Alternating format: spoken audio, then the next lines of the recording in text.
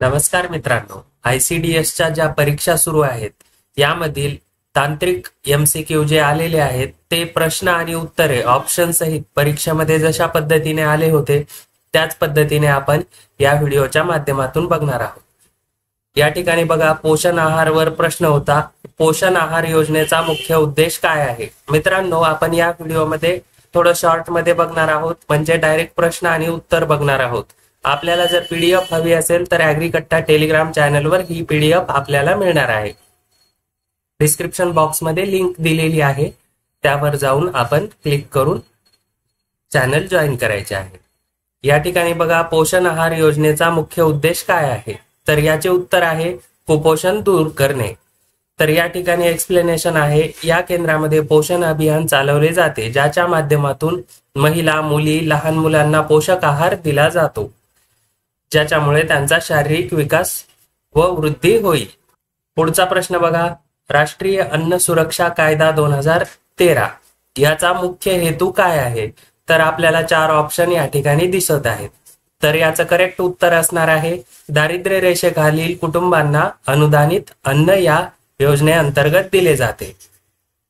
तर राष्ट्रीय अन्न सुरक्षा कायदा 2013 अन्नाचा अधिकार कायदा हा भारताच्या संसदेचा एक कायदा आहे, ज्याचा उद्देश भारताच्या 1.2 अब्ज लोकांपर्यंत सुमारे 2/3 लोकांना अनुदानित अन्नधान्य प्रदान करणे आहे। 12 सप्टेंबर 2023 रोजी या कायद्यात स्वाक्षरी करण्यात आलेली आहे। 5 जुलै 2000 पर्यंत पूर्वलक्षी हा कायदा आहे। पुढे बघा, बेटी बचाओ बेटी पढाओ योजना ही योजना कोणत्या वर्षी सुरू करण्यात आलेली आहे? तर मित्रांनो, ही 2015 मध्ये सुरू करण्यात आलेली योजना आहे। तर याचं उत्तर करेक्ट असणार आहे 2015। 22 जानेवारी 2015 रोजी पानिपत मध्ये ही योजना सुरू करण्यात आलेली आहे। पंतप्रधान नरेंद्र मोदी यांच्या हस्ते ही योजना सुरू करण्यात आलेली आहे। आयुष्मान भारत योजना याचे दुसरे नाव काय आहे? तर याचं उत्तर आहे प्रधानमंत्री जन आरोग्य योजना। आयुष्मान भारत योजना PM-जय योजना इंग्लिश मध्ये याचं शॉर्ट फॉर्म आहे। यालाच आयुष्यमान भारत योजना असेही म्हणतात। लिंग गुणोत्तर, मित्रांनो या प्रश्नाबद्दल साशंकता आहे, तरीही बघूया। 2021च्या अहवालानुसार रत्नागिरी सिंधुदुर्ग, म्हणजे हा सेपरेट प्रश्न होता किंवा नाही याबद्दल माहिती नसल्यामुळे आपण दोन्ही जिल्ह्यांचं बघूया। रत्नागिरीमध्ये 1123 फिमेल्स पर 1000 मेल्स होत्या आणि सिंधुदुर्ग मध्ये 1037 फिमेल्स पर 1000 मेल्स अशा पद्धतीचे लिंग गुणोत्तर आपल्याला बघायला मिळते। ICDSचा प्राथमिक उद्देश काय आहे?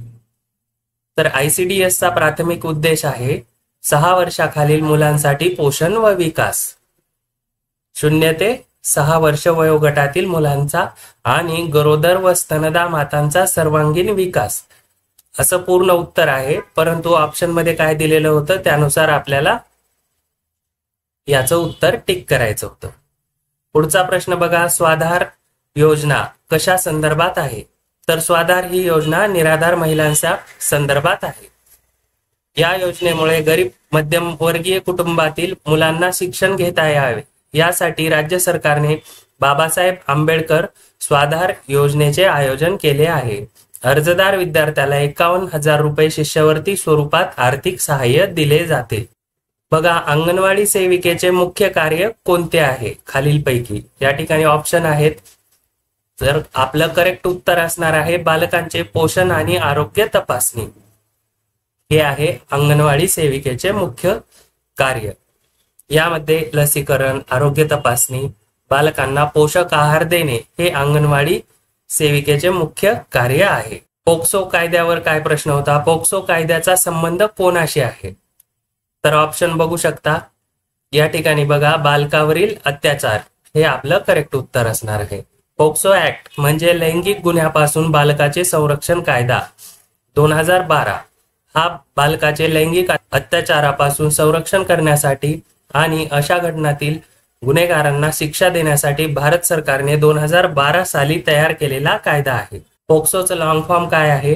Protection of children from sexual offences. या पद्धतीने बघा पोक्सो कायदा आहे. जीवनसत्वावर काय प्रश्न होता, व्हिटॅमिन B12च्या कमतरतेमुळे कोणता रोग होतो? तर मित्रांनो B12 च्या कमतरतेमुळे ॲनिमिया हा रोग होतो. पुढचा प्रश्न बघा, सक्षम योजना कोणत्या क्षेत्राशी संबंधित आहे? तर सक्षम योजना ही महिलांच्या सुरक्षेसंदर्भात आहे. राष्ट्रीय पोषण अभियान हे कोणत्या वर्षी सुरू झाले? मित्रांनो राष्ट्रीय पोषण अभियान हा कार्यक्रम 8 मार्च 2018 रोजी सुरू करण्यात आलेला आहे. ICDS योजना कोणत्या वर्षी सुरू झाली? ICDS ही योजना 1975 मध्ये भारतातील मुलांसाठीच्या राष्ट्रीय धोरणानुसार सुरू करण्यात आलेली आहे. पुढचा प्रश्न बघा, बाल सुधारणा कार्यक्रम कोणत्या कायद्याअंतर्गत येतो? मित्रांनो हा प्रश्न कोणता आहे यावर साशंकता आहे, त्यामुळे आपण याचे उत्तर बघू शकता किंवा आपण हा प्रश्न दुसरीकडे बघू शकता.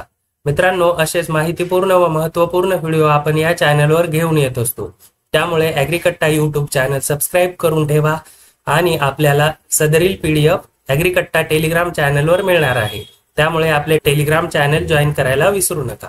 धन्यवाद.